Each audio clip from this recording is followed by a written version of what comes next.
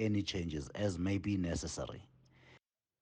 The DA in KwaZulu-Natal is appealing to the local government to release its emergency contingency funds of 300 million rand to assist residents in flood-stricken regions of the province. The party was briefing the nation today, a month after the devastating floods.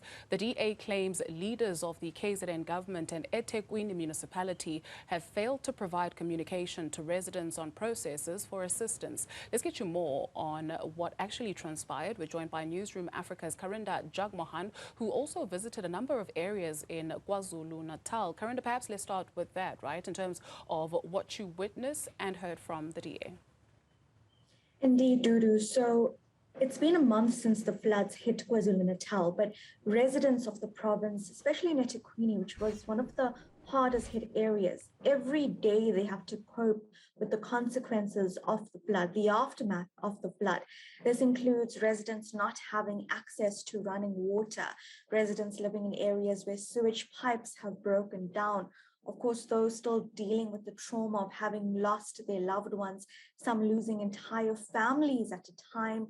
And then, of course, those whose houses have been washed away, destroyed, those still living in community shelters, depending on donations for food. And then those who do not have proper infrastructure around them. This morning, we were in Mpola in Pinetown, where residents have built a makeshift bridge across a river that previously wasn't there. The river actually shifted to another part of the community because of the intensity of the floods. And it's quite a dangerous crossing where school pupils, elderly people are crossing there with buckets of water as well, because it's the only way they have. In another area of the same community, they're all trying to use one hose pipe to get water and carry it distances at a time because they don't have access to water. The infrastructure damage caused by this natural disaster still needs to be repaired. And while at the start of this disaster, when KZN was declared in a state of disaster, it was said that National Treasury would provide 1 billion rand in disaster relief funding that would be immediately available. But it has been confirmed by KZN that this money has not reached the province yet. Today, the DA in the province gave a media briefing to describe what was perhaps happening behind the scenes. Their allegations that the government is just not doing enough to speak to people on the ground. Already, there's no communication in terms of speaking to residents who have experienced losses as to how they'll access help. So while money has been made available in terms of donor funding, many people on the ground don't know how to access this and what processes to take. There's not communication, we're told by the DA, between councillors and those on municipal, provincial and national levels. There's also questions the DA has raised about the contingency funds. The province has at least 300 million, calling on the KZN government to release this money so that rebuilding can take place, especially with regards to damaged infrastructure, including water infrastructure as well. The DA is also asking about the presence of the Disaster Management Center. This is an integral part or integral system that the province needs, especially here in eThekwini, where we have experienced heavy bouts of rain, such as 2019, and of course, this deadly disaster in April. The DA KZN leader, Francois Rogers, saying that it's unclear exactly where the Disaster Management Center for the province is, for the city is at this point. In fact, he told the media about his experience just trying to understand who is in charge of controlling the Disaster Management Center. Take a listen at what he had to say.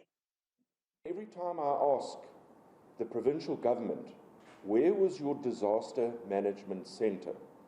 Who was in charge of your Disaster Management Center? They tell me it was at Virginia Airport. Well, I went to Virginia Airport, and that was a search and rescue headquarters. It wasn't a headquarter to try and communicate what was happening as far as disaster. It wasn't a center to try and coordinate provincial departments, the city of eThekwini, and national government. To date, there still appears to be nothing of that sort. let alone who's actually running that particular area. Any word, Karinda, from the relevant authorities in KwaZulu-Natal on these allegations? At this point, they've not responded to these allegations. There has been, of course, briefings and interaction with the media prior to this on the assistance being offered. But the COCTA MEC last week also indicating that there needs to be communication between the provincial government and the National Treasury in order to access funds that will be made available. Of course, the president was in the city this weekend attending a conference here, and he did state that money is being allocated to the province. He said that no one will be left behind and the province needs to rebuild better. So he did indicate that people would be getting help on the ground, though, and what is not clear is the avenues that people can take, those from low-income areas, the impoverished who lost everything and are living in community shelters, to those who are living in urban areas whose houses have been damaged by the floods. It's unclear how both communities, those in between, would be able to access funds, where they can apply to get assistance, because what we're hearing from the ground is councillors have also been overwhelmed with trying to make lists and to ensure that those who need the funds, or rather that the funds are in fact going to go to those who need it the most. So at this point, what is lacking is clarity as how residents can